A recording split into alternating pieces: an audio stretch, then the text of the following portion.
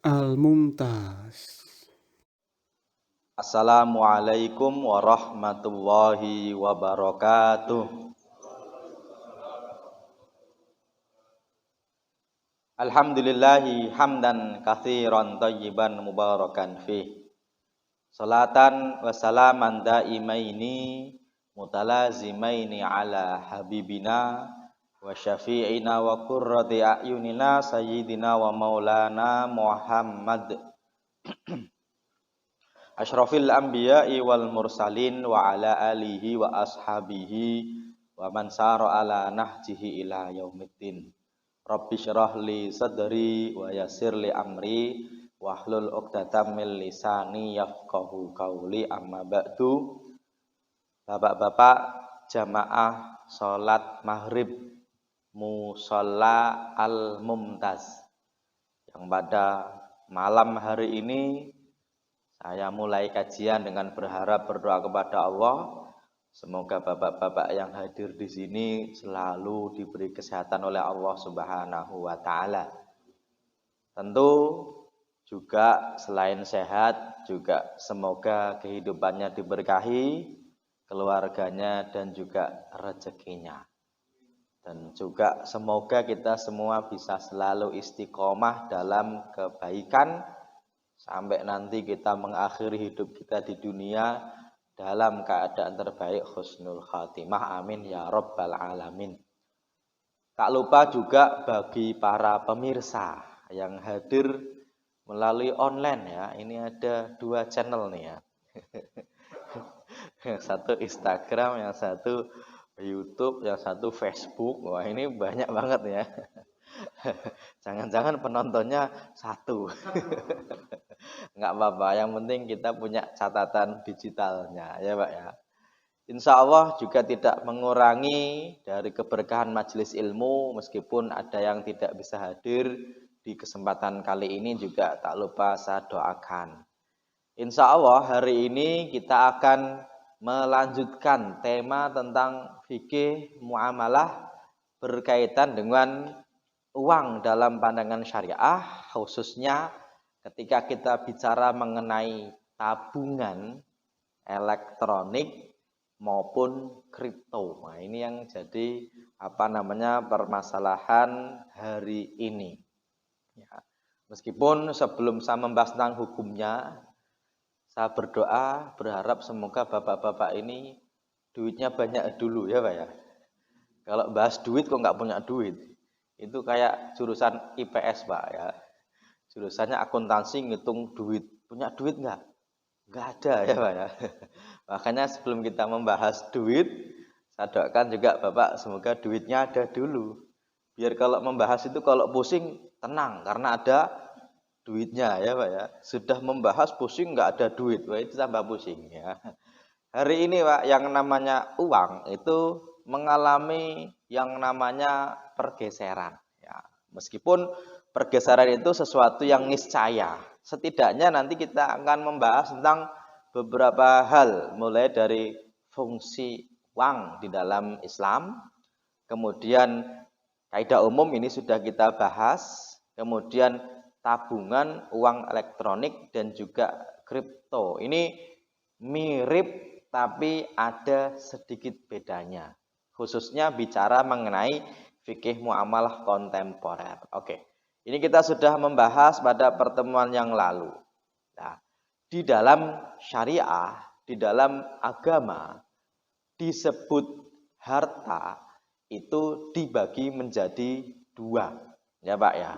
Kalau kita bicara harta di dalam syariah atau bahasa Arabnya itu mal atau al-mal, itu dibagi menjadi 2. Kalau Ibnul Athir, salah seorang ahli bahasa, menyebutkan al-malu fil asli ma yamliku minadz-dzahabi wal fiddati summa utliqa ala kulli ma yuktana wa yumlak. Jadi harta itu aslinya itu dulunya dari emas dan perak, tetapi mengalami kemajuan, mengalami pergeseran, disebut harta. Di dalam syariat itu ada 2 kemungkinan. Kemungkinan yang pertama adalah an-nuqud, kemungkinan kedua adalah al-urud. An-nuqud itu apa? An-nuqud itu mata uang. Kalau al-urud itu barang. Jadi orang itu Pak disebut punya harta. Itu kalau enggak punya uang ya punya barang. Ya Pak ya. Aslinya begitu, aslinya begitu. Makanya dalam bab zakat itu nanti kadang-kadang zakat dari harta yang berupa mata uang. Kadang-kadang harta yang berupa benda, baik bendanya berupa emas perak maupun benda yang diperjualbelikan secara umum. Ya, di zaman itu emas dan perak kadang-kadang menjadi benda, kadang-kadang menjadi mata uang. Mata uang dari emas namanya dinar, mata uang dari perak namanya dirham. Oke Pak ya, ini aslinya begitu. Ya.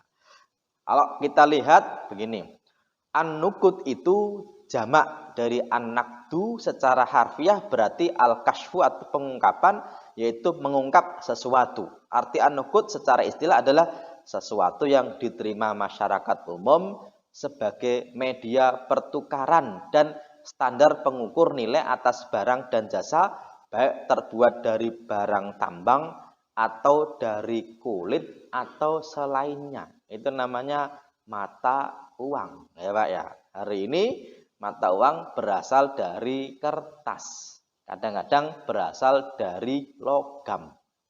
Kemudian al-urud atau al-ardu itu harta yang disepakati dan atau ditetapkan otoritas bukan sebagai alat tukar, yang mana al-ard dapat berupa tumbuhan, hewan, benda-benda tidak bergerak atau semua harta benda yang termasuk disebut sebagai harta. Itu namanya al-urud.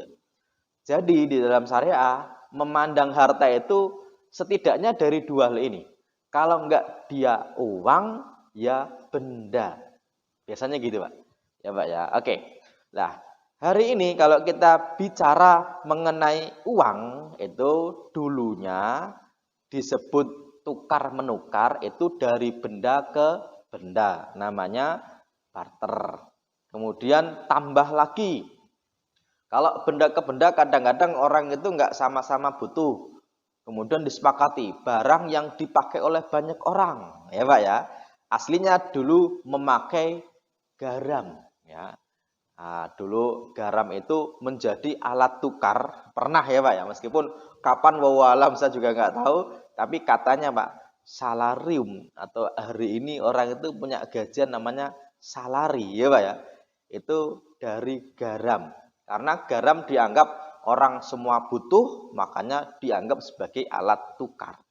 Tapi garam itu gampang mencair, makanya dicari apa nih yang kira-kira tidak mudah mencair. Logam ya Pak ya.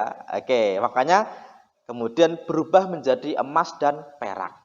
Saya sudah pernah cerita di mana di zaman Nabi memang mata uangnya kalau enggak dinar ya dirham. Tetapi Pak, yang perlu digarisbawahi, mata uang dinar dirham itu bukan buatan Nabi. Tapi Nabi mengakomodir mata uang yang berlaku di zamannya. Makanya kalau kita ada omongan begini, yuk kita kembalikan kejayaan Islam dengan memakai dinar dirham. Itu benar tapi kurang tepat. Kenapa saya bilang benar?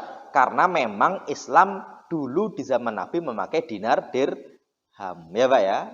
Tetapi kurang tepatnya begini, yang buat dinar dirham itu bukan Nabi. Nabi itu cuma mengakomodir apa yang ada di zamannya. Justru Pak, dinar itu dari kata dinarius, yang aslinya Pak dihasilkan oleh bangsa besar zaman itu, yaitu bangsa Romawi. Orang Arab di Quraisy, di Mekah itu melakukan perjalanan dagang ke Syam, yang dicatat dalam Al-Quran menjadi surat Quraisy. Li'ila fi Quraisyin ila fihim rehlatas syita'i wassaif, perjalanan musim panas dan musim dingin ya Pak ya. Ketika berdagang ke Syam mereka pertukarannya dengan dinar. Ketika berdagang ke Yaman, yang mana dikuasai oleh bangsa Persia, itu bangsa Persia, bangsa besar, itu menggunakan mata uang dirham atau drahma, aslinya begitu, yaitu dari perak. Makanya di Mekah mata uang dua ini sama-sama berlaku, mau pakai dirham oke, mau pakai dinar oke, ya Pak ya. Nabi ya udah pakai aja. Di zaman Nabi belum ada percetakan mata uang. Jadi gambarnya itu masih raja-raja, kalau nggak Persia ya Romawi. Setelah zamannya Nabi, zaman Umar, ada usaha ingin cetak mata uang sendiri. Makanya dicetak dengan tulisan-tulisan Arab, ada yang bilang tulisannya Muhammadun Rasulullah, ada yang bilang tulisannya nama-nama khalifah. Ya Pak ya. Oke, makanya Pak, kalau kita perhatikan memang mata uang di zaman Nabi dinar dirham. Tapi kalau kita bilang dinar dirham itu adalah buatan Nabi, syariat kita, agama kita, itu kurang tepat. Kenapa? Karena sudah ada sebelum Nabi, ya Pak ya. Di zaman itu, 1 dinar itu setara dengan 10 sampai 11 dirham. Ya, makanya orang itu Pak wajib zakat. Itu kalau punya 20 dinar atau punya 200 dirham. Jadi setaranya 1 dinar setara 10 dirham dulu, ya Pak ya. Oke. Meskipun sampai hari ini harga dinar dirham berbeda. Berbedanya bagaimana? Kalau dinar itu Pak, 1 dinarnya itu ada 4,25 gram emas murni 24 karat. Kalau dirham itu ada sekitar 3 gram perak. Ya Pak ya. Makanya orang zaman dulu kalau punya 20 dinar wajib zakat disebut dengan punya nisab. Oke Pak ya. Nisab itu orang wajib zakat. 20 dinar kali 4,25 berapa? 85 gram. Makanya orang sekarang, orang kalau punya duit seharga 85 gram emas atau punya emas 85 gram disebut orang yang wajib zakat. Tapi tidak wajib ketika punya, tapi kalau nanti setahun kemudian duitnya kalau di atas nisab, baru yang sisa di akhir tahun yang di atas nisab kali 2,5. Ya Pak ya. Oke. Kalau kita lihat hitung-hitung ya hari ini nih Pak ya. Orang itu punya 85 gram emas, nggak tahu. Bapak tahu nggak harga emas itu berapa sekarang? Ada yang tahu? 900-an ya Pak ya? Oh, berarti update. Kalau Bapak bilang 600 berarti udah lama nggak beli emas nih kayaknya ya. Jangan-jangan sudah lama nggak beliin istrinya emas. Jangan-jangan ya Pak. Ibu-ibu sudah dibeliin emas sama suaminya atau belum? Atau jangan-jangan kan kamu sudah punya emas ini, emas murni tapi coklat emasnya ya Pak ya.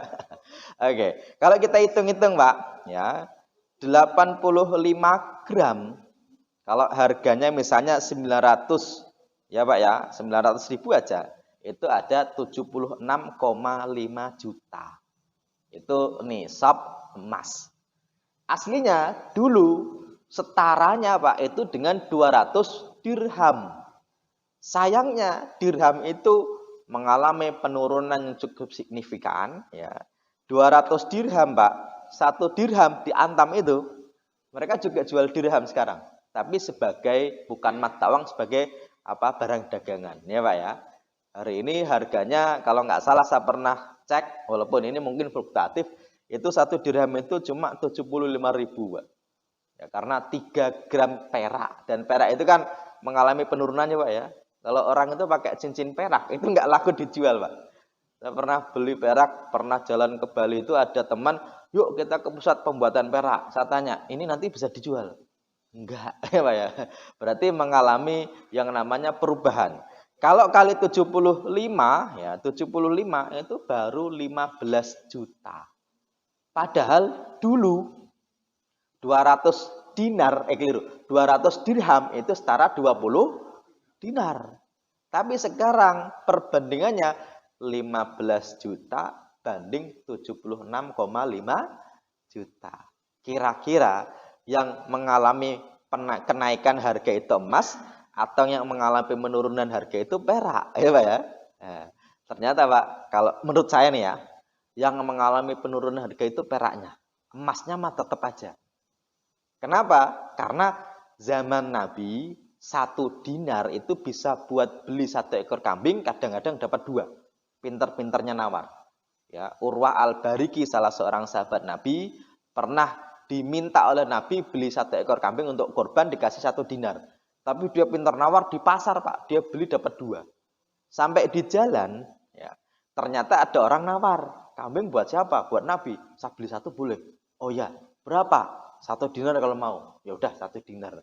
Jadi Pak, dia itu modalnya setengah dinar dijual 1 dinar. Keuntungannya berapa persen? 100. Boleh nggak? Boleh ya Pak ya. Jadi standar margin profit itu nggak ada. Yang syar'i itu 30%, nggak ada ya Pak ya. Tapi mengikuti uruf kebiasaan. Makanya ketika datang ketemu Nabi, Nabi ini kambingnya. Oh terima kasih. Tapi ini 1 dinarnya. Loh kok balik lagi 1 dinar? Diceritakan Pak. Tadi saya beli dapat 2, dibeli orang 1 dinar. Makanya saya kasih dan ini kambingnya dapat. Nabi tertawa, senang ya Pak ya. Kamu itu pinter banget ya. Kayak orang Padang ya Pak ya. Pinter dagang ya Pak ya. Orang Padang itu katanya kalau balapan itu enggak menang-menang karena tiap lihat pengkolan, ini nasi Padang bagus nih, katanya gitu ya Pak. Ya itu persis dengan orang Quraisy zaman itu. Makanya pinter dagang itu salah satu warisan dari orang Arab Quraisy ya Pak ya. Dan ternyata Nabi bilang kepada Urwah al-Bariki, orang ini kalau saja jualan pasir pasti akan untung ya Pak ya. Jualan pasir itu kalau orang Indonesia untung, duitnya banyak. Karena jadi toko bangunan ya Pak ya. Jadi kalau Semeru meletus Pak, itu mereka juga senang tapi sedih ya Pak ya. Makanya saya punya teman kemarin dari Semeru bilang, mereka itu kenapa nggak pindah? Karena biasanya ya lewat-lewat gitu aja pasir ya Pak ya. Makanya Lumajang itu pasirnya termasuk yang banyak. Cuma waktu kemarin kebetulan banyak gitu ya Pak ya. Lah banyak kan.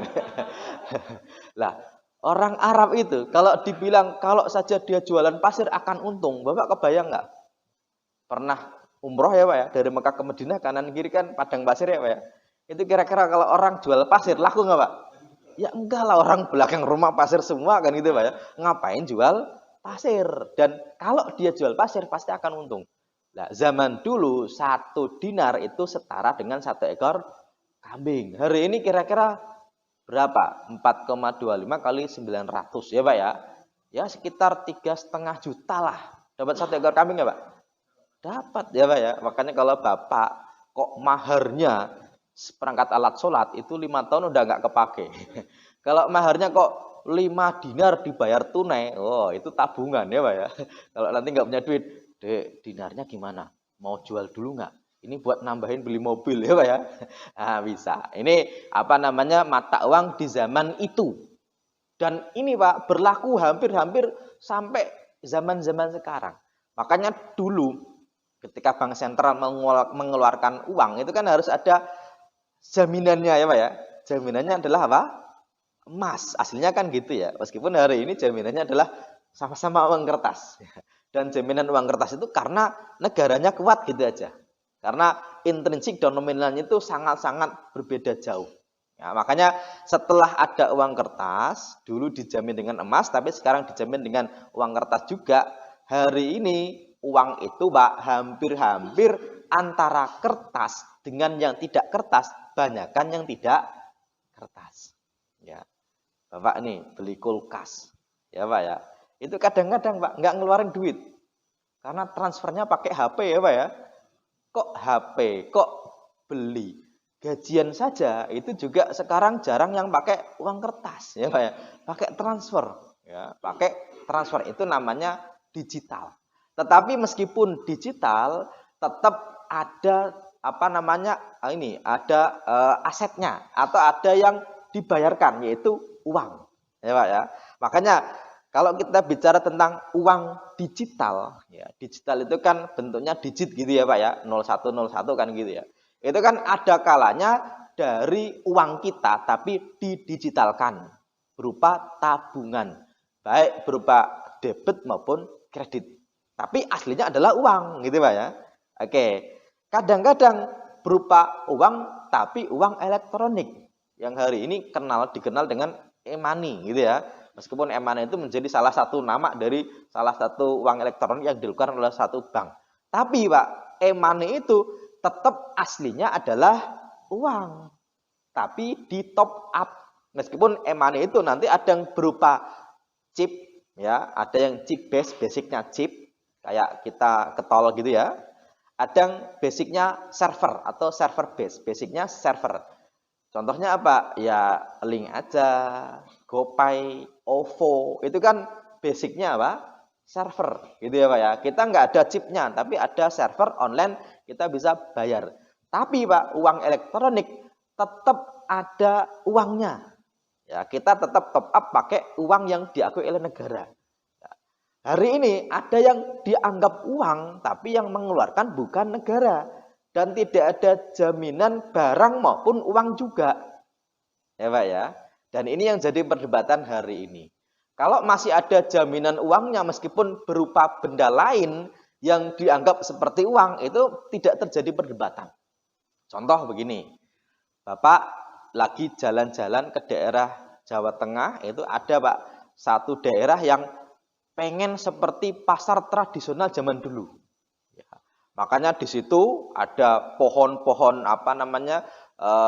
bambu, di bawah pohon bambu jualannya seperti makanan-makanan jadul ya Pak ya. Bapak kalau mau masuk harus nukerin uang dengan uang dari bambu, ada tulisannya. Ya Pak ya, kan ada kan ya? Oke ya.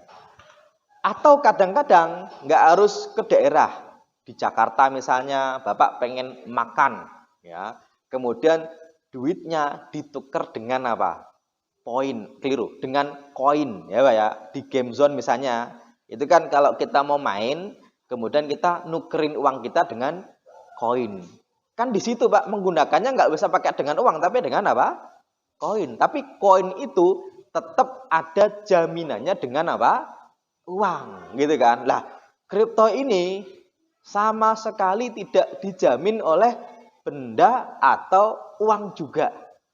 Makanya jadi perdebatan. Kita akan lihat satu persatu ya Pak ya. Berkaitan dengan uang itu, saya kira kalau tentang uang itu, nanti ini pelajaran dasar ya. Waktu kita sekolah, kadang-kadang nilai itu ada dua, ada intrinsik, nominal. Penggunaan ada yang internal, ada yang eksternal. Oke, fungsi uang saya kira tahu, alat tukar, alat kesatuan hitung, alat penyimpanan. Oke. Nah, kemudian yang selanjutnya ini tadi sudah saya sampaikan tentang dinar, itu dari dinarius, dari Syam, waktu perjalanan menuju Syam yang dikuasai oleh bangsa Romawi. Kalau koin perak itu ketika perjalanan ke Yaman, yang Yaman dikuasai oleh bangsa Persia. Ya, dicatat dalam Al-Qur'an surat Quraisy ya Pak ya. Oke. Ini kita akan lihat yang pertama dulu Pak. Yaitu digitalnya uang, tapi aslinya adalah tabungan kita, ya Pak ya. Oke, yang mana kita memakai tiap hari baik internet maupun mobile banking ya. Ini hari ini ya kita punya tabungan, kemudian kita punya mobile banking. Itu kan digital juga. Hukumnya bagaimana Pak Ustadz? Ya, itu tetap uang karena memang aslinya adalah cuma digitalisasi uang saja. Tapi aslinya adalah uang. Makanya uang itu kita setor ke bank, itu uang nasabah. Ya Pak ya. Akad dalam tabungan itu beragam. Kadang-kadang wadiah, kadang-kadang mudharabah, kadang-kadang qard. Hukum uang di tabungan rekening itu hukumnya halal. Tapi kalau hukum tambahan uang dari tabungan kita itu beragam. Oke, semoga bisa difahami. Nanti kalau enggak silakan ditanyakan. Saya ulangi. Kita punya uang, tapi bukan berupa uang kertas, tapi berupa digital. Cuma berupa angka-angka saja. Sejatinya itu adalah uang, tapi berupa digital. Buktinya aslinya itu uang kita. Kita store benar-benar uang. Ya Pak ya? Oke.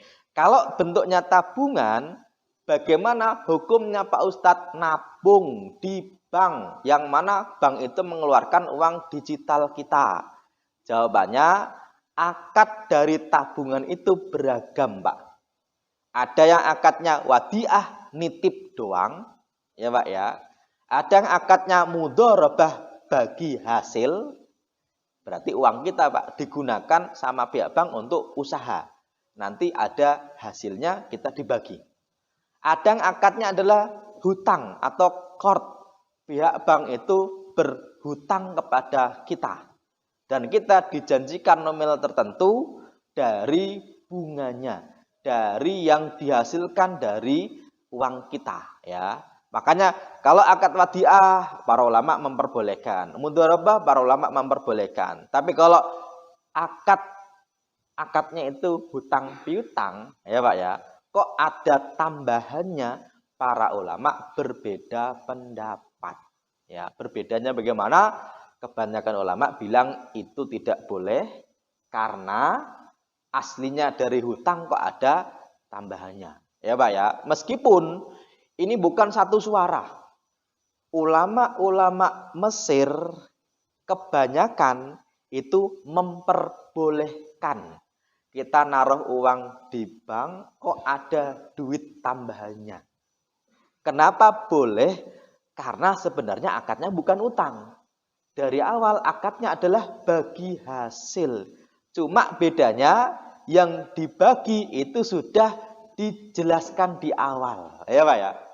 Makanya tentang akad ini Pak, tentang utang, maksudnya kita naruh uang di bank kok ada tambahannya, itu memang jadi perdebatan. Ulama bukan berdebat tentang riba halal atau haram, bukan. Tapi berdebatannya, ini kira-kira akadnya itu apa? Boleh atau tidak kalau ada lebih dari uang yang ditabung. Ya Pak ya. Oke, ada yang bilang nggak boleh karena dianggap ini hutang. Hutang kok ada manfaatnya yang dijanjikan berarti riba. Ada yang bilang ini memang sebenarnya seperti hutang. Tapi sebenarnya akadnya investasi. Tapi keuntungannya disebutkan di awal. Gitu. Oke ya. Tetapi kalau kita bicara hukum nabungnya itu boleh-boleh saja. Yang jadi perdebatan adalah kalau ada tambahannya ini bagaimana? Ya, mau bank konvensional, mau bank syariah, itu kita nabung, itu uang-uang kita, Pak. Ya, Pak ya. Hukumnya boleh-boleh aja. Cuma yang jadi masalah kalau uangnya aslinya 50 juta, kok ada tambahannya 10.000, ini tambahan dari apa? Masalahnya cuma di situ. Makanya dalam mensikapinya, para ulama berbeda pendapat. Ada yang bilang, ambil aja, kan nggak apa-apa. Yang pertama, ini ulama-ulama Mesir. Yang kedua, jangan diambil, itu kan uang tidak jelas.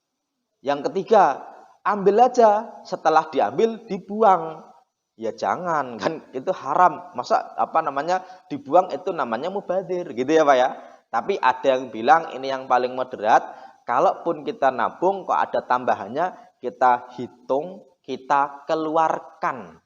Keluarkannya tidak dalam bentuk sedekah, yang penting untuk amal kebaikan. Keliru. Bukan untuk sedekah tapi untuk fasilitas umum. Ya Pak ya. Ini kalau sifatnya tabungan. Oke ya. Jadi kalau kita bicara tentang uang digital di rekening, itu nabungnya itu ya nggak masalah. Ya Pak ya. Cuma kalau ada tambahannya bagaimana? Tadi saya sampaikan, kebanyakan ulama bilang tidak boleh, tapi ulama-ulama Mesir kebanyakan dan beberapa ulama Indonesia menganggap itu bukan riba karena aslinya bagi hasil tapi sudah disebutkan di awal. Tapi ada yang bilang itu riba, meskipun dalam mensikapinya itu ulama terbagi menjadi tiga. Ada yang bilang tinggalin aja, jangan diambil. Ada yang bilang ambil terus dibakar, dibuang. Ada yang bilang diambil tapi untuk kepentingan umum. Ya Pak ya. Ini bicara mengenai tabungan yang berupa digital dan tak terjadi masalah. Hukumnya sama sekali nggak masalah. Oke ya. Yang berikutnya adalah uang elektronik. Ya, ini mirip dengan uang kita, yaitu uang yang tadi di tabungan, pakai internet banking, ada mobile banking. Tapi yang kedua ini Pak, ternyata dari sisi hukum itu berbeda. Ya, makanya nanti Pak, dalam bab konsekuensi hukumnya juga akan berbeda. Kadang-kadang hari ini jadi pertanyaan begini Pak Ustadz, kalau kita beli barang, bayarnya cash atau transfer itu nggak dapat cashback banyak, ya Pak ya. Tapi kalau pakai e-money, pakai uang elektronik itu kok dapat cashback banyak. Pertanyaannya, cashbacknya boleh atau tidak ya? Ya Pak ya? Oke. Kadang-kadang orang bertanya begitu Pak, ditanya, kamu nanya begitu pakai cashback nggak? Pakai. Ya udah, kan udah pakai ya Pak ya? Oke, gini.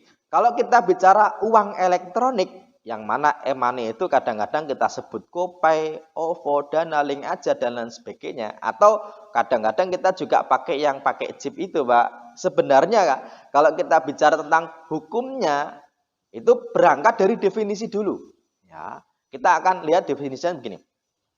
Uang elektronik atau electronic money didefinisikan sebagai alat pembayaran yang memenuhi unsur-unsur sebagai berikut. Ya, yang pertama, diterbitkan atas dasar nilai uang yang disetor terlebih dahulu kepada penerbit.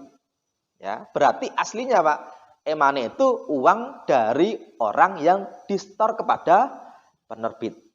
Ya Pak ya. Oke, yang kedua, nilai uang yang disimpan secara elektronik dalam suatu media seperti server atau chip. Ya, server itu kita punya OVO, punya GoPay, itu kan dari server ya Pak ya.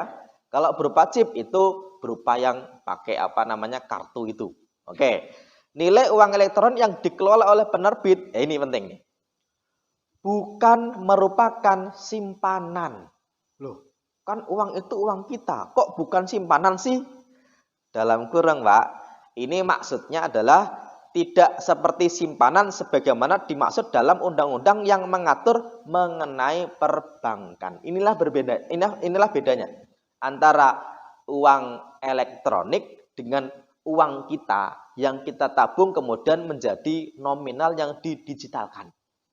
Karena kalau uang elektronik, Pak, itu tidak dianggap seperti simpanan, maka ketika orang itu punya uang di kartu atau di server, itu tidak dijamin oleh LPS, Lembaga Penjamin Simpanan, dan sebenarnya uang itu kalau dianggap tidak tabungan seperti dalam bank, aslinya tidak boleh digunakan oleh penerbit.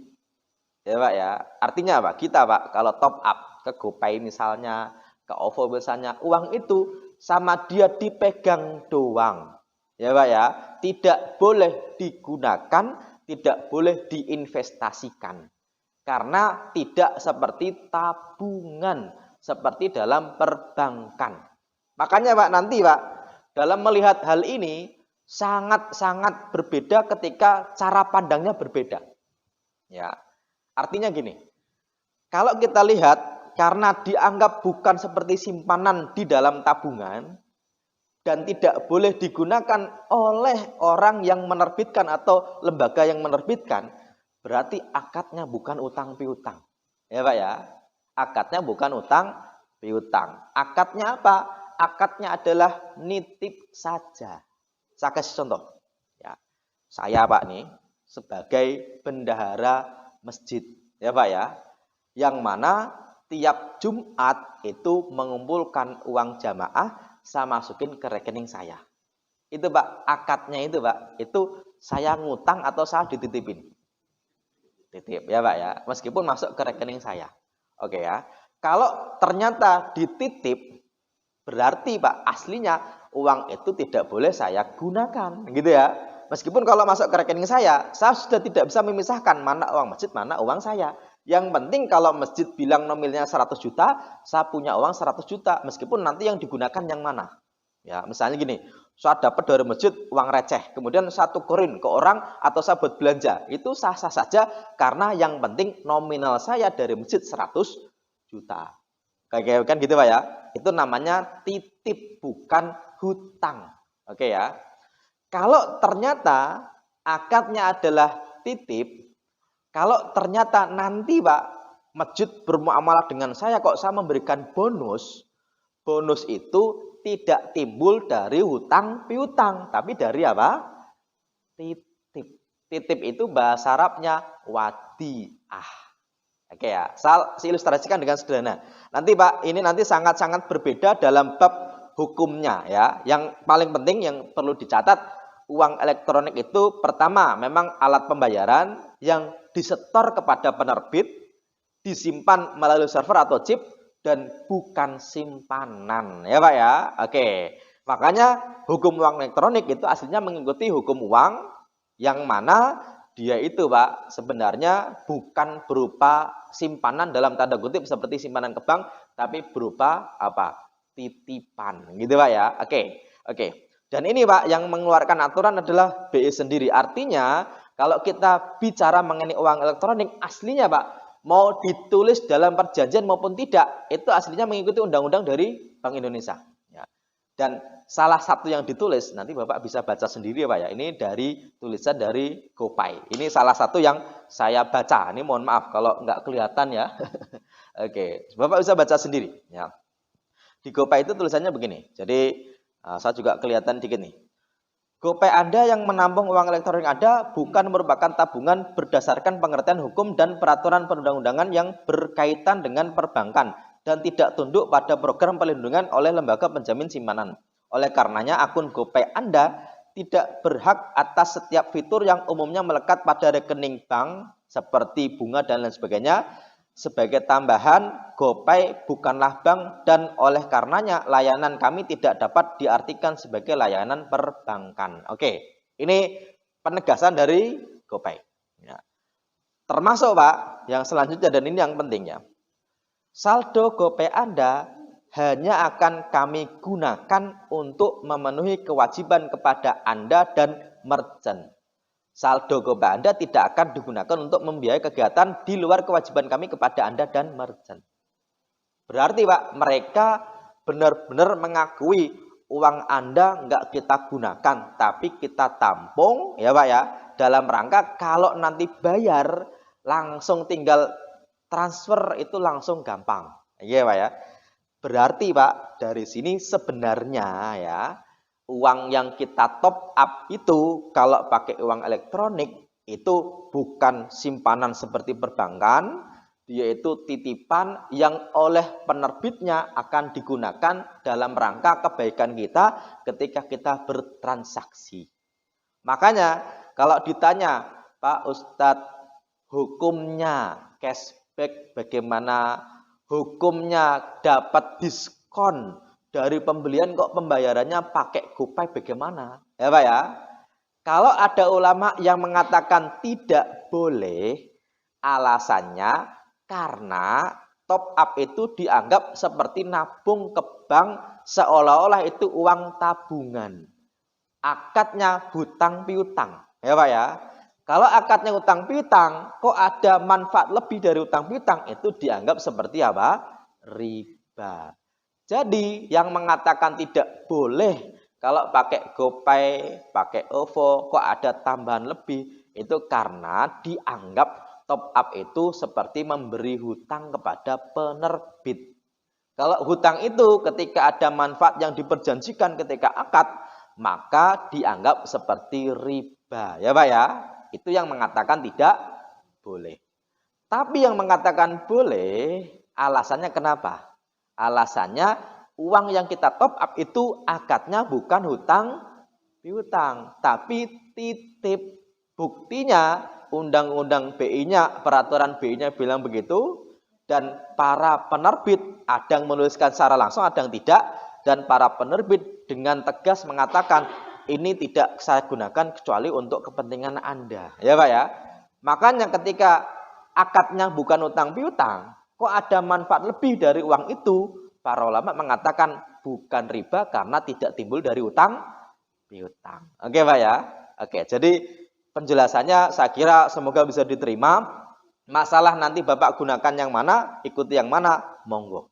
Perdebatannya bukan kepada halal atau tidaknya riba, tapi akadnya ini apa. Ya, kalau ada yang bilang, ya masa sih uang kayak gitu kok nggak digunain?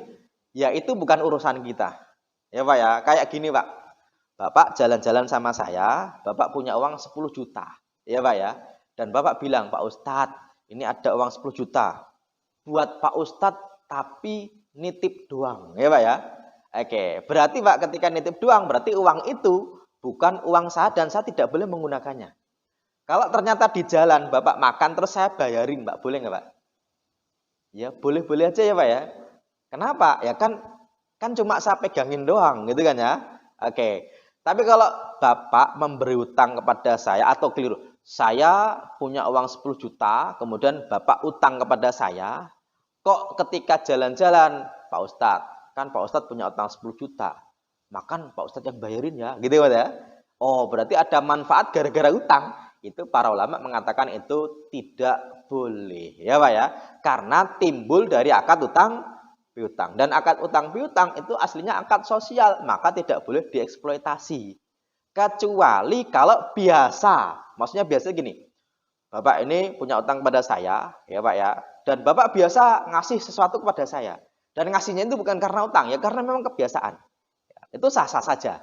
Atau memberinya itu tidak menjadi yang disyaratkan dalam utang piutang, itu juga boleh.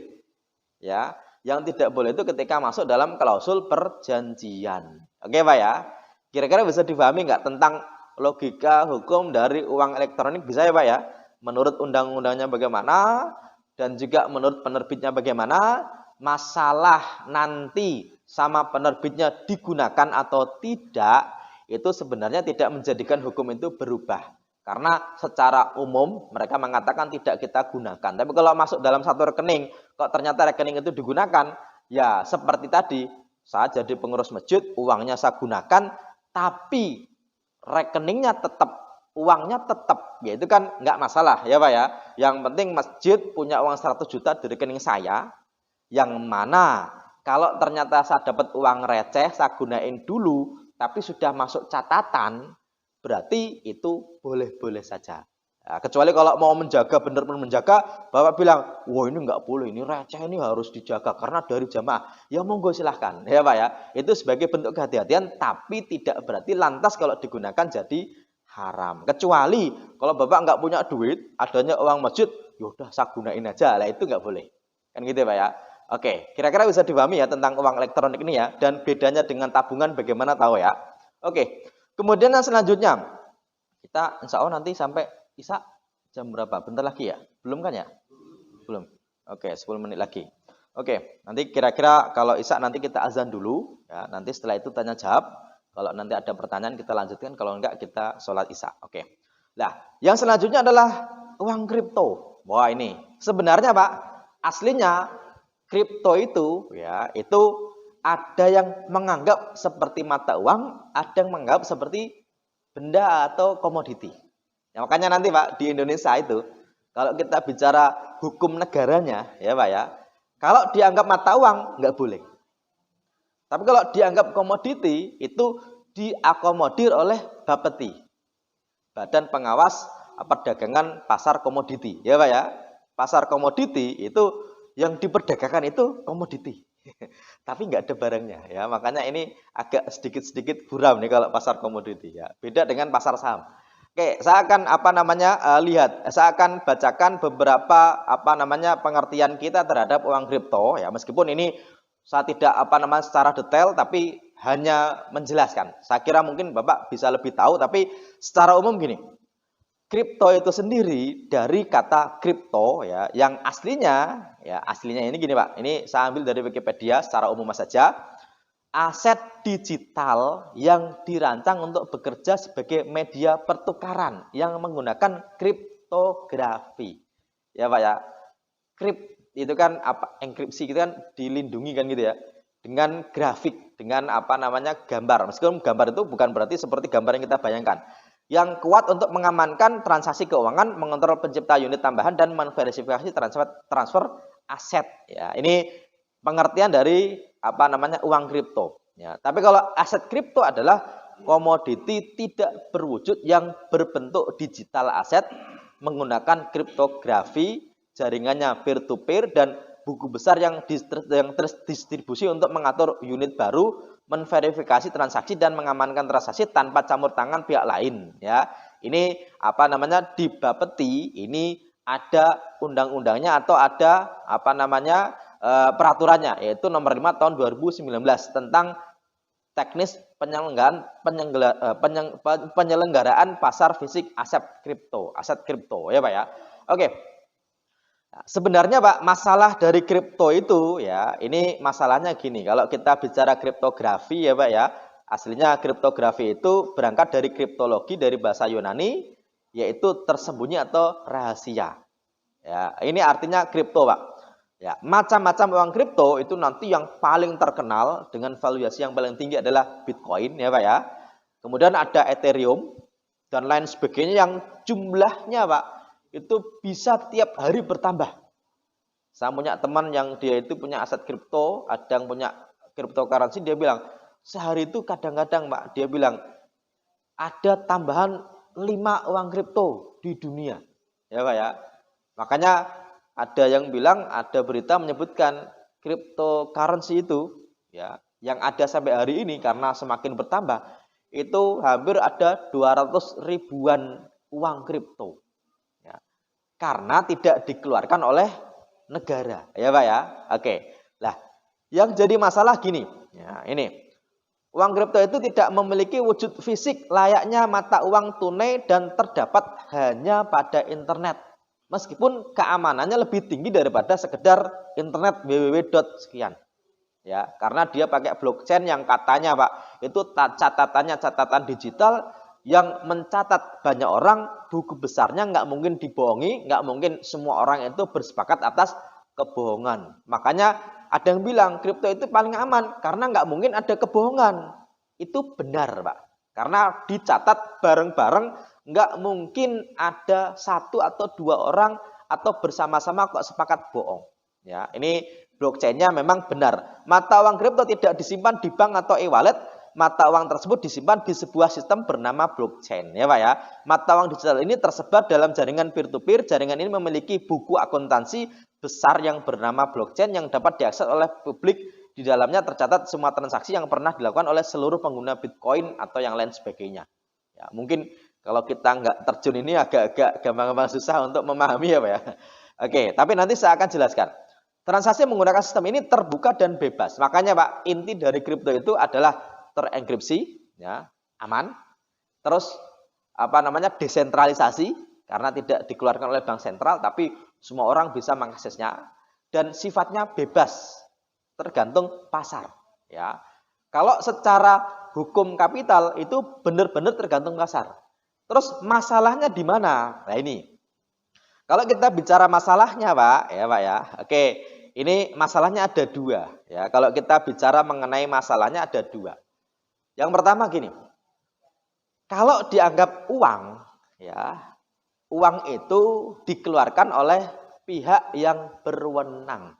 Oke ya, siapa? Ya negara dalam tanda kutip. Kalau negara bilang itu uang, ya sebenarnya itu adalah uang. Ya Pak ya. Makanya ketika dianggap kripto sebagai currency di Indonesia, itu bermasalah karena negara belum menganggap itu sebagai apa? Uang. Ya Pak ya. Yang mana bertentangan dengan regulasi resmi dari pemerintah, yaitu UU nomor 7 tahun 2011, mohon maaf, tentang mata uang. Mata uang menyatakan, UU mata uang menyatakan rupiah adalah satu-satunya mata uang yang sah di negara kesatuan Republik Indonesia. Dan setiap transaksi yang mempunyai tujuan pembayaran yang dilakukan di wilayah NKRI. Jadi, secara undang-undang hanya mata uang rupiah yang dianggap sebagai mata uang. Makanya kripto itu ketika dianggap sebagai uang, ini bermasalah dalam bidang regulasinya. Ya Pak ya? Oke.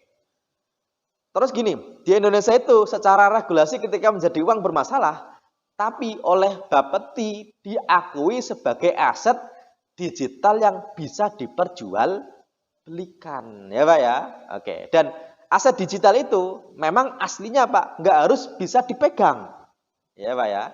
Karena apa? Karena kita beli internet juga nggak harus bisa dipegang, kan gitu Pak ya. Dan aset digital itu apalagi nanti kita hampir menuju ke dunia metaverse ya Pak ya. Yang mana kita punya rumah di dunia meta, kita bisa perjualbelikan. Kan itu nggak harus dipegang. Bisa dipegang dan tidak bisa dipegang itu aslinya Pak tidak menjadi catatan boleh atau tidak boleh.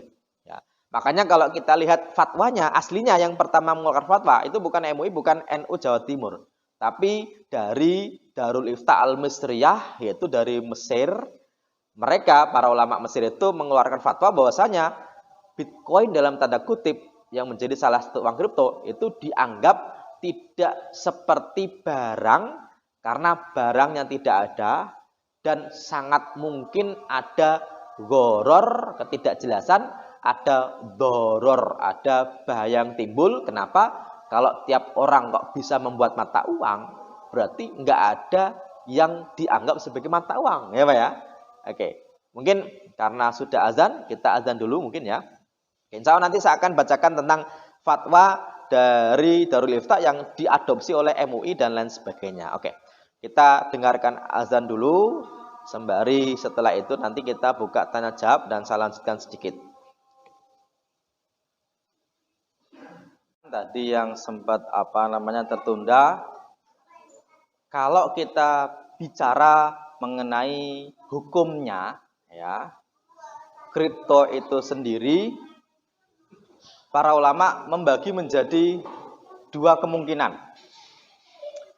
Kemungkinan yang pertama, kripto dianggap sebagai currency, sebagai mata uang. Hampir semua ulama mengatakan tidak boleh. Alasannya apa? Yang pertama, tidak dijamin oleh negara. Ya, ini alasan yang pertama. Alasan yang kedua, karena tidak dijamin oleh negara, maka sangat dimungkinkan adanya doror atau bahaya. Bahayanya apa? Kalau tiap orang bisa buat uang, berarti dia bukan uang. Ya, makanya ini yang dianggap kalau sebagai currency itu secara hukum syariahnya tak boleh, secara hukum negaranya juga di Indonesia belum boleh. Kenapa saya bilang belum boleh? Karena sangat mungkin di suatu waktu Pak, nanti uang bisa jadi digital semua ya Pak ya. Kalau memang negaranya bilang, oh ya mata uang, sangat mungkin di satu waktu.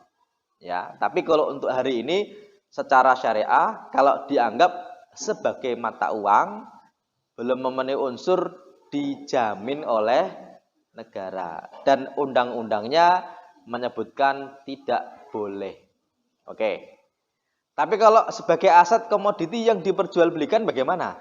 Karena hari ini Pak, kripto itu dianggap tidak seperti uang di Indonesia ya Pak ya, tapi dianggap sebagai aset yang diperjualbelikan, bahasa kerennya trading kripto.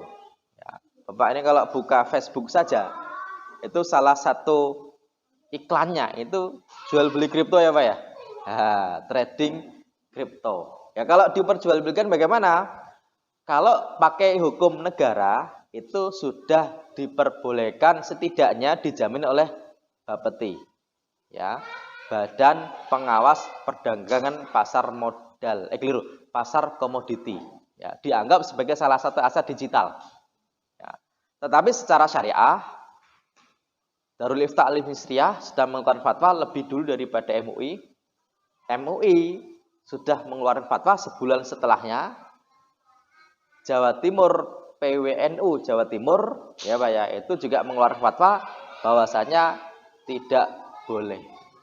Meskipun Muhammadiyah, Majelis Tarjih Muhammadiyah masih pending, masih wait and see, jangan tergesa-gesa dulu. Tapi cenderung tidak memperbolehkan. Kalau MUI tidak memperbolehkan, alasannya yang pertama karena gharar, yang kedua karena doror, yang ketiga karena maisir. Ya, gharar itu apa? Gharar itu tidak jelas. Padahal yang namanya jual beli itu harus ada kejelasan, baik uangnya, harganya, atau barangnya, atau bendanya, atau kapan didapatkan, ya Pak ya, dan juga akadnya harus jelas. Kalau tidak jelas itu namanya gharar. Dan dalam bab jual beli kalau ada ghararnya yang berpengaruh kepada akad, maka jual belinya dianggap tidak sah. Ya, tidak jelasnya di mana? Tidak jelasnya adalah ini kalau dianggap aset, ya Pak ya, mana asetnya? Kalaupun tidak ada asetnya, itu apa underlyingnya, apa jaminannya.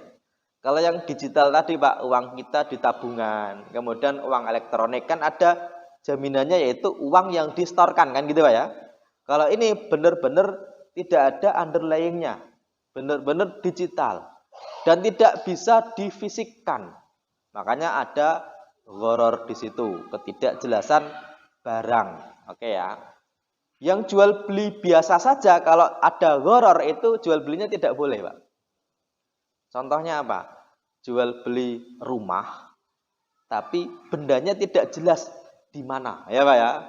Itu nggak boleh. Makanya Pak, ketika hari ini ada perumahan syar'i ya Pak ya, kita tidak mudah untuk tergoda karena label syar'inya. Meskipun dia bilang tanpa BI caging, ya Pak ya, tanpa riba, tanpa denda, ya Pak ya, tapi tanpa sita, tapi tanpa bendanya juga. Meskipun yang dijual itu menarik Pak. Sebuah kebun, kebunnya tanamannya Pak, tanaman yang disukai oleh Nabi, ya Pak ya, yang adanya di Arab, namanya kebun apa? Kurma. Yang kena itu Pak, itu bukan orang yang nggak bisa ngaji. Banyak teman ustadz saya yang kena juga, bahkan menjadi penjualnya, karena iming-imingnya ini tanpa riba. Padahal yang diharamkan dalam syariat itu tidak cuma riba. Gharar tidak jelas itu juga salah satu yang menjadi ketidakbolehan dalam akad jual beli. Ya Pak ya, dalam akad jual beli gharar itu penting banget. Ya. Kalaupun tidak ada barangnya, yang penting ada spesifikasinya dan mungkin diserahkan. Namanya mausufil dhimmah. Contoh apa? Kita jual beli belum ada bendanya tapi ada spesifikasinya. Ya kita hari ini banyak ya Pak ya. Makanya kalau kita hari ini misalnya dropshipping, kebanyakan ulama ada yang mengatakan boleh, ada yang mengatakan tidak boleh. Tapi kebanyakan bilang boleh asalkan spesifikasinya jelas. Ya, kita beli online Pak, kita nggak tahu bendanya ada atau tidak, kita nggak tahu. Dia punya atau tidak, kita nggak tahu. Tapi spesifikasinya jelas dan mungkin diserah terimakan. Bahasa Arabnya namanya jual beli salam. Ya, jual beli salam itu kalau di zaman dulu ada orang punya kebun kurma, kurmanya itu nanti akan berbuah. Kalau dijual kemungkinannya nggak boleh, tapi kalau dijual spesifikasinya boleh. Caranya gimana? Kurma saya 5 hektar. Biasanya kalau panen 5 kintal. Saya jual 3 kintal. Dan biasanya harganya sekian. Nanti kalau panen saya akan serah terimakan. Mana duitnya? Itu boleh. Tapi kalau ini saya punya 5 hektar. Saya jual borongan 5 juta. Hasilnya berapapun. Itu nggak boleh karena tidak jelas. Ya Pak ya. Tapi kalau yang dijual spesifikasinya 3 kintal, kalau ternyata waktu panen kok 10 kintal, berarti 7 kintalnya tetap pilih petani. Tapi kalau ternyata waktu panen kok cuma 2 kintal, berarti 1 kintalnya bisa dikembalikan uang atau dicarikan barang yang lainnya. Itu boleh, karena spesifikasinya jelas. Kalau ini tidak ada bendanya, tidak bisa dibendakan, dan tidak jelas ini uang atau barang. Ya Pak ya, makanya yang pertama kenapa tidak boleh, karena ada unsur gharornya. Dan gharar itu Pak, kalau dalam akad muamalah itu beberapa ulama membagi kalau dalam fikih muamalah yang sifatnya itu jual beli ya, karena jual beli itu akadnya komersil itu nggak boleh. Tapi kalau akadnya non komersil atau sosial itu gharar itu diperbolehkan. Ya. Contoh gini. Orang itu nyumbang ke orang yang menikah itu akadnya jual beli nggak Pak? Enggak ya Pak ya. Kalau ada orang datang bawa amplop 50.000, itu makannya itu dibatasi nggak Pak? Enggak ya Pak ya. Ada orang bawa amplop 10.000, bawa sekeluarga, boleh nggak Pak? Boleh ya Pak ya. Itu akadnya sosial. Ya, makanya kalau akad sosial itu nggak ada ketidakjelasan. Kita sama-sama iuran, yuk makan-makan yuk, iuran berapa? 10 ribuan, dikumpulin terus beli gorengan, beli es teh dan lain sebagainya. Pertanyaannya, kalau ada orang iuran 10.000, ada yang cuma minum es teh segelas, gorengan 1, ya Pak ya. Sama yang iuran 10.000, makannya dari awal sudah duduk ya, sampai terakhir dia yang paling menghabiskan. Kira-kira Pak, boleh nggak Pak? Karena akadnya apa? Sosial, ya Pak ya. Makanya Pak, kalau kita bicara tentang asuransi yang syariah itu nanti biasanya dianggap sebagai akad yang sosial. Contohnya gini, masjid kita nih Pak nih, ya di beberapa tempat itu ada yang namanya kerukunan warga kematian. Jadi per bulan iuran 10.000, kalau nanti ada warga yang meninggal dijamin mulai dari kain kafannya, penguburannya, terus makanan untuk yang pertama kali ketika meninggal itu dijamin dari iuran yang 10.000. Ya Pak ya. Tapi biasanya kalau perumahan yang masih baru itu biasanya uangnya ngumpul banyak. Karena yang beli rumah itu masih muda-muda dan jarang yang meninggal ya Pak ya. Tapi kalau perumahannya udah lama itu sering tuh yang meninggal tuh. Ya. Tapi kalau misalnya nih Pak nih, ada orang yang ikut iuran sudah 10 tahun, kok nggak meninggal-meninggal? Untung atau rugi? Sudah 10 tahun nih nggak meninggal-meninggal, makanya nggak dapat sumbangan gitu Pak ya.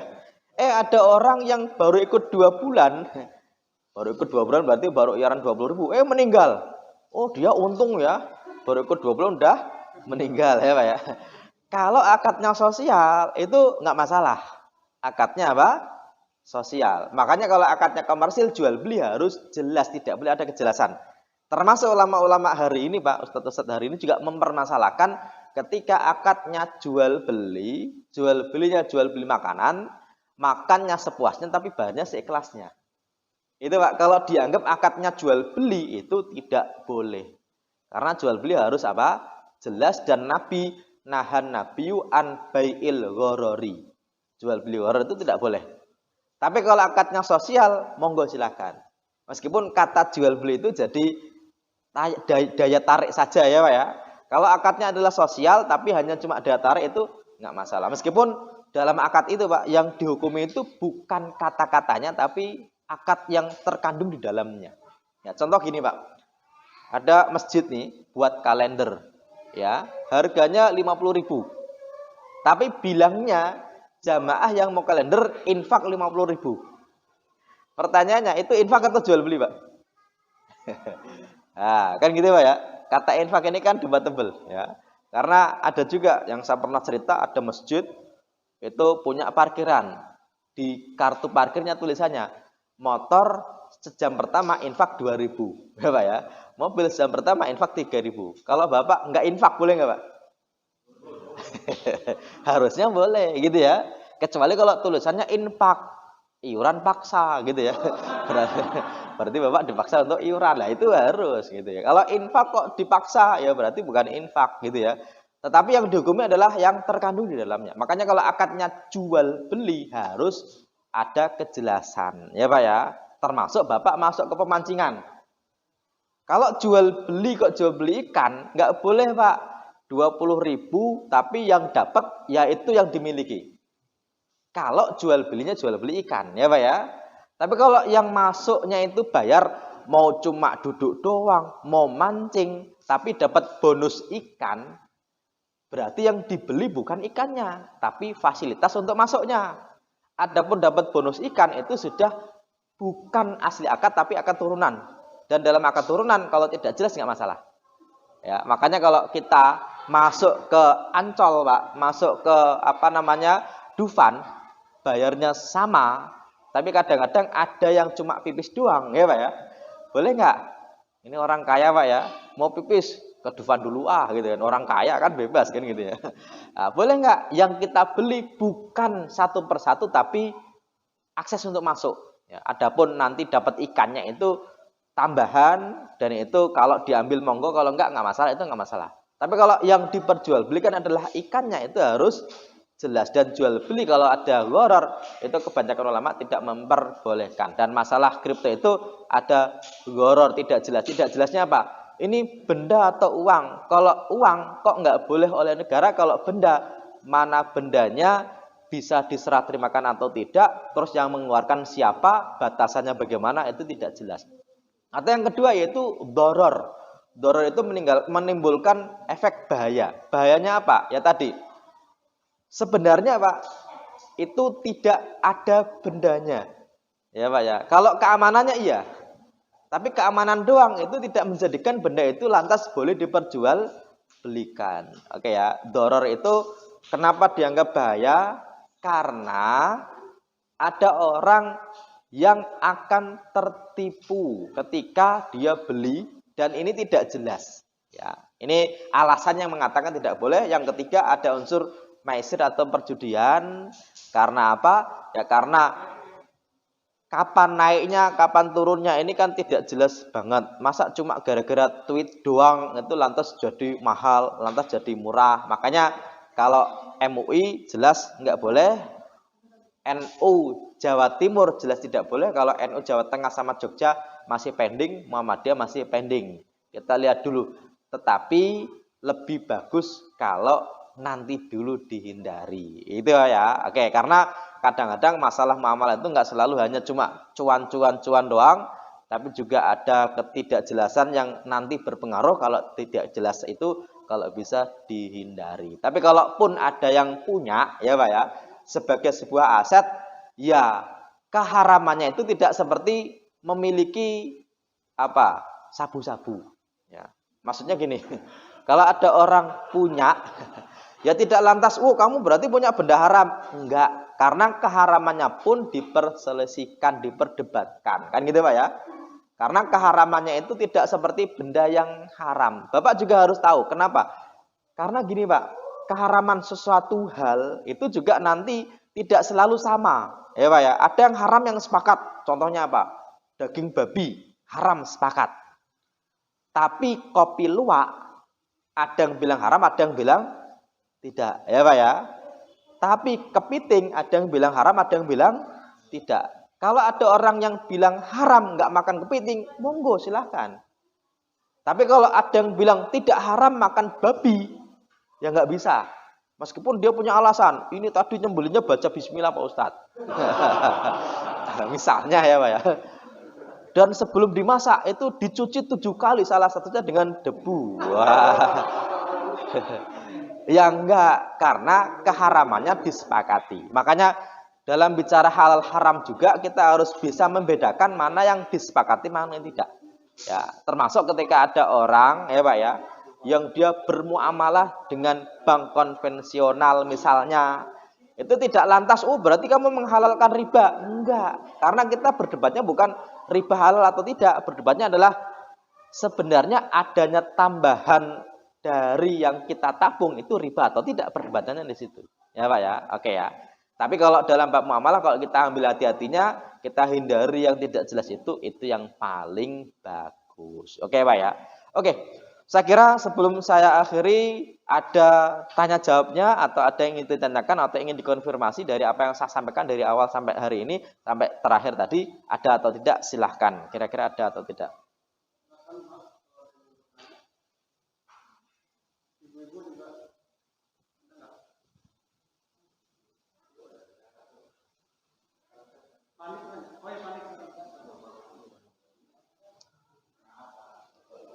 Waalaikumsalam warahmatullahi wabarakatuh.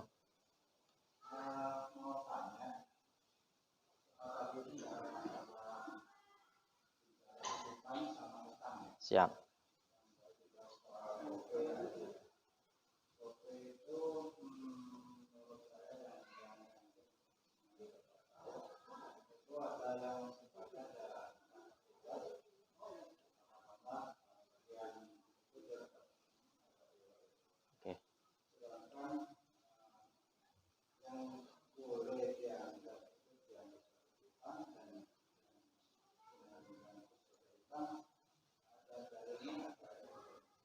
Oke. Siap. Oke. Kalau dalilnya Pak ya, kalau bicara mengenai titipan dan hutang, sebenarnya dalilnya satu, yaitu kullu qardin jarunaf'an fahuwa riba. Setiap hutang piutang yang mendatangkan manfaat itu dianggap sebagai riba, ya. Artinya berarti kalau tidak ditimbulkan dari hutang piutang itu bukan termasuk riba. Dalilnya berputar dari itu. Maksudnya kalau ditanya dalilnya ada atau tidak, dalilnya adalah hadis yang menyebutkan kullu qardin, setiap hutang piutang yang mendatangkan manfaat dari hutang piutang itu dianggap sebagai riba, ya. Selebihnya manfaat yang ditimbulkan selain dari hutang piutang berarti aslinya adalah boleh, gitu ya. Dan dalam muamalah Pak, dalil itu tidak selalu Kalau ada manfaat selain qard berarti tidak riba. Enggak selalu begitu karena aslinya muamalah itu boleh kecuali yang tidak boleh. Makanya kalau ditanya dalilnya apa? Dalilnya adalah tadi yang menyebutkan setiap manfaat yang ditimbulkan dari utang piutang adalah apa? Riba. Ya, berarti karena dianggap bukan utang piutang, maka dianggap tidak riba. Kira-kira bisa diterima? Gimana? Di dalam hadisnya tentang apa nih? Titipan.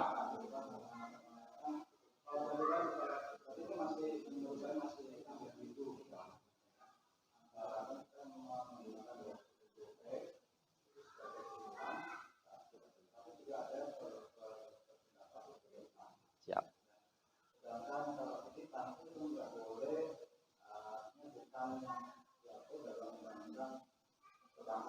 Oke.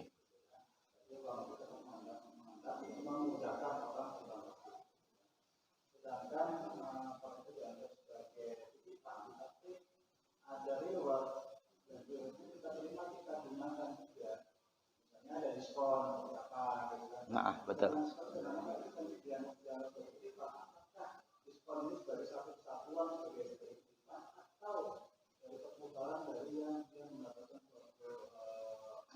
Masukkan dari situ ya. Oke. Oke. Kalau gini Pak, kalau kita bicara mengenai hukumnya ya Pak ya, selama penyedia layanannya bilang saya tidak gunakan gitu Pak ya, berarti kita mengikuti undang-undang itu yang telah diakatkan. Meskipun ternyata nanti digunakan, berarti kesalahan bukan dari kita tapi dari pihak penyedianya. Dan kesalahan dari pihak penyedia tidak lantas menjadikan akad yang ada itu keliru atau jadi batal. Ya, makanya lagi-lagi kembali kepada diri masing-masing ya Pak ya. Ketika kita bicara nggak boleh, ya udah nggak dipakai itu lebih bagus. Tetapi kalau dikatakan boleh, ya sah-sah saja karena tidak riba. Ya Pak ya. Karena bukan timbul dari akad utang piutang, dalilnya adalah setiap manfaat yang timbul dari utang piutang dianggap riba. Yang dalil itu pun Pak, itu tidak mutlak. Pokoknya ada manfaat dari utang pasti riba, nggak selalu begitu. Kenapa? Karena ada dalil-dalil lain yang memperbolehkan ada manfaat asalkan tidak diperjanjikan dalam akad. Contohnya Pak ya, orang hutang kok kembali lebih tapi tidak dalam akad, itu Pak selain boleh, itu disyariatkan, disunahkan. Kenapa disunahkan? Karena Nabi melakukannya. Nabi Pak, ketika Jabir bin Abdullah memberi hutang kepada Nabi, Nabi mengembalikan, kata Jabir, faqadoni wazadani. Nabi membayar hutang saya dan menambahkan hutangnya. Ya. Bukan sebagai bunga, tetapi sebagai rasa terima kasih dari utang yang telah diberikan. Bukan. Oh, dan cashback-nya itu pun itu tidak diperjanjikan di dalam akad. Maksudnya gini, kalaupun engkau punya uang di saya, OVO dan GoPay itu tidak lantas berjanji pasti saya akan kasih cashback, nggak begitu ya Pak ya? Dia itu hanya ya kadang-kadang ada, kadang-kadang tidak ada. Sama sekali tidak ada klausul dalam akad kalau pembayarannya pakai GoPay atau OVO pasti dapat reward di awal akad, nggak seperti itu. Dia hanya cuma bilang kalau mau bayar pakai GoPay monggo silahkan. Kalau kadang-kadang ada reward ya pakai silahkan, nggak pakai nggak apa-apa. Ya Pak ya. Artinya kalaupun dianggap akan utang pun Mbak, asalkan tidak diklausul akad, itu pun para ulama mengatakan hukumnya apa? Boleh ya Pak ya. Bahkan hukumnya malah sunnah kalau dianggap itu sebagai apa? Hutang. Kalau dianggap sebagai hutang. Makanya kalaupun ada yang mengatakan tidak boleh, itu sah-sah saja, nggak masalah. Tetapi tidak lantas hukum itu mati begitu aja, berarti yang mengatakan boleh terus menghalalkan riba. Karena perdebatannya yang pertama itu akadnya apa, ya Pak ya. Kalau saya sendiri secara pribadi melihat dari klausulnya lebih cenderung kepada bukan hutang. Karena dia bilang saya nggak gunain loh. Kalau nggak digunakan berarti bukan hutang, gitu ya. Kalaupun menganggap hutang pun manfaat yang ditimbulkan dari hutang itu tidak semuanya haram kalau tidak ada dalam klausul perjanjian dan sesekali dikasih dan itu menjadi suatu kebiasaan dalam artian tidak di dalam perjanjian akad dituliskan, itu hukumnya boleh. Bahkan kalau nanti pembayaran hutang kok dilebihkan, itu malah hukumnya apa? Sunnah. Ya, karena Nabi melakukannya. Nabi itu enggak sekali dua kali. Nabi pernah Pak punya utang beli onta. Ya Pak ya, ontanya usia 3 tahun misalnya. Kemudian waktu mau bayar, ternyata Nabi enggak punya usia yang sama, adanya usia yang lebih tua, padahal harganya lebih mahal. Nabi kembalikan dengan onta yang lebih mahal. Ya, kata sahabat Nabi, Nabi, kok ontanya lebih mahal? Enggak apa-apa, itu lebih bagus. Makanya Pak, sebenarnya utang itu didesain untuk akad sosial, tidak boleh dieksploitasi. Tapi kalau orang yang diberi utang kok berterima kasih, itu yang diharapkan. Cuma memang susah ya Pak ya, mencari orang yang tidak mengeksploitasi orang yang berutang, dan orang yang berhutang itu membayar dengan lebih tanpa diminta. Itu susah banget. Kebanyakan itu ketika utang itu melas-melas, ketika bayar males-males, ya Pak ya. Ini yang punya punya acara ini siapa kan gitu ya. Sampai kita Pak punya piutang, minta itu kayak orang ngemis. Ya udah deh, yang punya kamu berapa, yang penting balikin gitu ya Pak. Padahal dulu waktu minta, waduh punya enggak ya gitu ya Pak ya. Makanya kadang-kadang dalam bab utang piutang itu gampang-gampang susah gini. Kita Pak sebagai orang yang punya uang kadang-kadang pengen nih memberi utang tanpa ada embel-embel apapun. Ya Pak ya. Pengennya begitu. Cuma biasanya ketika kita gampang memberi itu juga gampang untuk dilupakan ya Pak ya.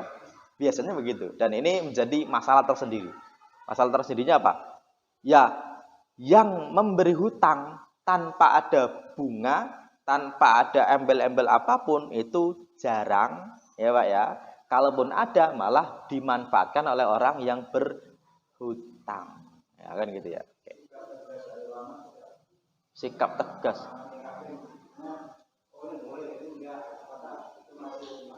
Oh. Gini, kalau bicara muamalah Pak, kita tidak bisa katakan tegasnya bagaimana. Jadi gini, ada yang sepakat haram, nggak boleh. Tapi ada yang sampai hari ini jadi perdebatan dari zaman dulu sampai hari ini. Jadi ketidaktegasan para ulama di dalam akad muamalah itu tidak menandakan mereka tidak tahu ilmu, tapi karena ada banyak kemungkinan. Saya kasih contoh. Dari zaman ulama Syafi'i, zaman Imam Syafi'i sampai hari ini, ada perdebatan ketika jual beli nggak ada penjualnya, ada barangnya. Namanya jual beli kejujuran kalau hari ini ya Pak ya. Di zaman dulu namanya bai'ul mu'athah. Bai'ul mu'athah itu gini, saya punya barang dagangan dan udah ada harganya, Bapak naruh duit ngambil barang. Dalam mazhab Syafi'i nggak boleh. Kenapa nggak boleh? Karena barangnya ada tapi ijab kabulnya nggak ada Pak beli, yaudah nih nggak ada. Berarti rukunnya kurang terpenuhi, yaitu tidak adanya ijab kabul. Tapi ulama lain bilang ijab kabul itu nggak harus dilafatkan. Yang penting ada yang menjelaskan kalau itu barang dijual dan kita berhak untuk membeli, ya Pak ya. Yang penting ada kejelasan kalau barang itu dijual dan kita berhak untuk membeli. Ya, beda ketika barangnya nggak ada kejelasan dijual atau tidak. Contohnya gini Pak, ada orang nih Pak ya jalan, kemudian di samping jalan ada sepeda, kita ambil terus kita tinggalin duit, itu nggak boleh karena kita tidak jelas itu dijual atau dibeli gitu ya. Nah, tentang jual beli kejujuran tadi dari ulama zaman dulu sampai hari ini jadi perdebatan boleh atau tidak. Makanya kalau kita bicara tentang ketegasan para ulama, lagi-lagi Pak, justru ketika tambah ilmu, kita akan tidak merasa ini yang benar, itu yang keliru. Kalau kita tambah ilmu, ya Pak ya. Kalau kita tambah tahu, kadang-kadang malah tidak jadi boleh atau tidak boleh. Kadang-kadang ya Pak ya. Makanya dalam mensikapi seperti ini, saya sih menyarankan tambah referensi dari kelompok lain, dari ulama lain, gitu ya. Kalau semua ulama bilang nggak boleh, oh berarti nggak boleh. Saya kasih contoh lagi, Pak. Kalau kita bicara mengenai halal haram babi, sepakat, babi haram. Tapi kalau kita bicara mengenai virus, yang untuk memecahkan selnya itu dengan enzim yang dihasilkan dari pankreas babi, ulama berdebat. Dulu Pak, orang umroh itu wajib vaksin meningitis. Oleh ulama Saudi, vaksin meningitis wajib. Oleh ulama Indonesia, vaksin meningitis hukumnya haram. Kenapa wajib, kenapa haram? Ulama Saudi Pak bilang begini, yang dimasukkan ke dalam tubuh itu bukan babinya, tapi virus yang dilemahkan, tapi dia berkembang biak di media yang dari enzim, ya Pak ya, enzimnya diambil dari pankreas babi. Berarti yang masuk bukan babinya, tapi virusnya. Tapi hidupnya di media berasal dari enzim pankreas babi. Ulama Saudi bilang, ini boleh. Karena yang masuk bukan babi. Ulama Indonesia, ini nggak boleh. Meskipun yang masuk nggak babi, tapi dia makannya dari babi, ya Pak ya. Dia hidupnya bergelimang dengan najis. Termasuk hari ini Pak, vaksin COVID dari AstraZeneca. Ulama Indonesia bilang nggak boleh karena dalam memecahkan proteinnya itu dari enzim dari babi. Terus yang tegas yang mana Pak Ustadz? Ya yang tegas adalah babi haram Pak ya. Itu sepakat. Tapi kalau apakah turunannya itu haram atau tidak, itu jadi perbedaan pendapat karena sudut pandang yang berbeda. Bisa diterima atau ada tambahan?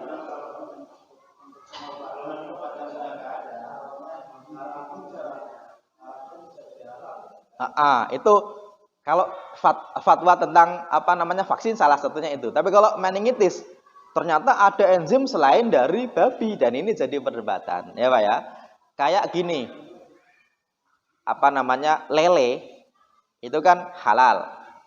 Tapi kalau dia hidupnya di empang, Pak, yang tiap pagi pemiliknya itu buang hajat di situ, ya Pak ya.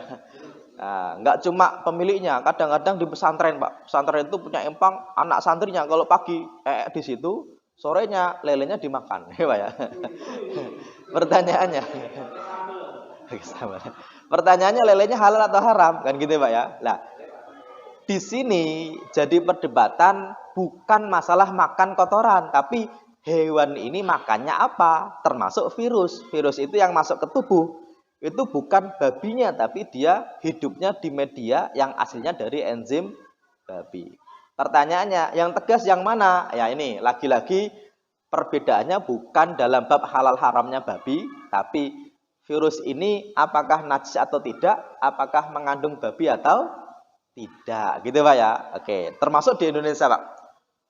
Alkohol yang zero, bir yang zero alkohol pun itu nggak boleh, ya Pak ya. Kalau ulama Saudi beda lagi.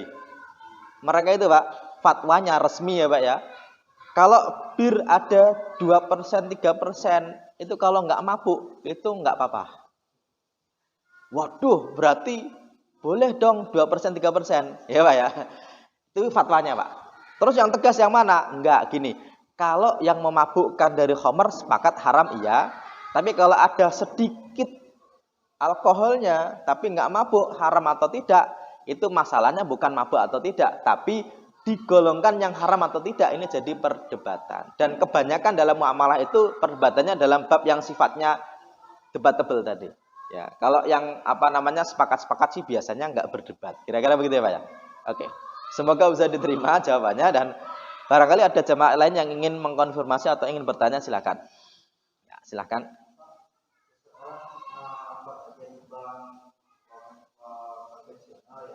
Oke.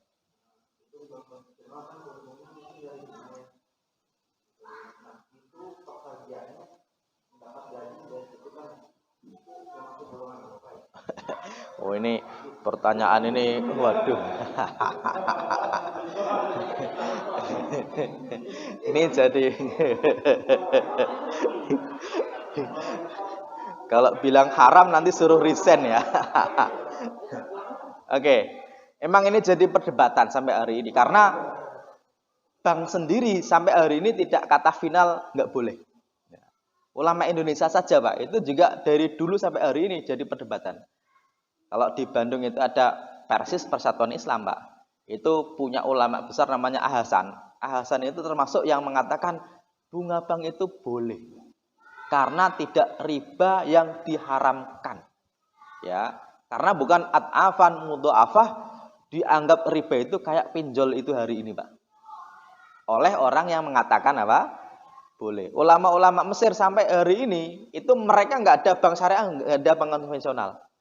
Semua bank mereka itu boleh karena akadnya itu investasi. Cuma bedanya kalau bank itu investasinya kemungkinan keuntungannya disebutkan dan bagi hasilnya dijelaskan di awal. Ya. Tetapi kalau ulama-ulama lain, ulama Saudi, ulama Indonesia secara umum mengatakan itu tidak boleh, ya Pak ya. Kalau saya secara pribadi gini, kalau bisa cari yang lain bagus, lebih bagus menghindari perdebatan perbedaan pendapat para ulama. Tapi orang yang kerja di bank tidak lantas kita katakan berarti kamu bergelimang dengan harta haram, enggak begitu ya Pak ya. Oke, tetap lebih bagus ya, lebih bagus. Ya, meskipun kadang-kadang hari ini orang bilang gini, katanya syariah tapi lebih Yahudi daripada Yahudi ya Pak ya. Ada yang bilang begitu. Makanya sebenarnya Pak kalau kita bicara tentang hukumnya lebih bagus sih cari yang lain kan gitu ya Pak ya. Karena gini, orang yang mengatakan katanya syariah kok tidak syar'i itu sebenarnya juga nggak memberi solusi. Ya. Makanya hari ini terus masalahnya bukan boleh atau tidak boleh saja, tapi kalau bisa sih ada solusinya, dan solusinya sudah ada yaitu yang syar'i. Tapi kalau paling bagus terhindar dari yang diperdebatkan ya kembali kepada yang syariah, meskipun kadang-kadang dalam akadnya juga ada 1-2 masalah ya Pak ya. Tapi kalau tentang hartanya bagaimana ya kembali lagi kepada perdebatan apakah yang ditimbulkan dari utang piutang itu dianggap sebagai riba atau investasi yang disebutkan di awal. Ya, yang mengatakan boleh itu uang yang ditabung itu diinvestasikan, buktinya diusahakan, gitu Pak ya. Nah, orang yang berhutang pun itu juga biasanya ada investasinya untuk apa, biasanya gitu. Ya, makanya yang mengatakan boleh itu karena alasannya adalah investasi itu disebutkan nilainya di awal. Tapi kalau jawaban saya biasanya ya kalau bisa sih dihindari, lebih bagus untuk menghindari dari perdebatan perbedaan pendapat para ulama. Oke. Bisa dipahami semoga ya. Oke, meskipun jawabannya nggak tegas. Kalau tegas itu keluar saja, kan gitu Pak ya. Tapi ya lagi-lagi itu perdebatannya bukan halal atau haramnya bunga bank, bukan. Tentang ribanya bukan. Tapi ini masuk bab tentang investasi atau akad riba. Itu perdebatannya di situ. Kalau secara pribadi saya masih punya akun bank konvensional. Ya, secara pribadi. Mengeluarkan keringat.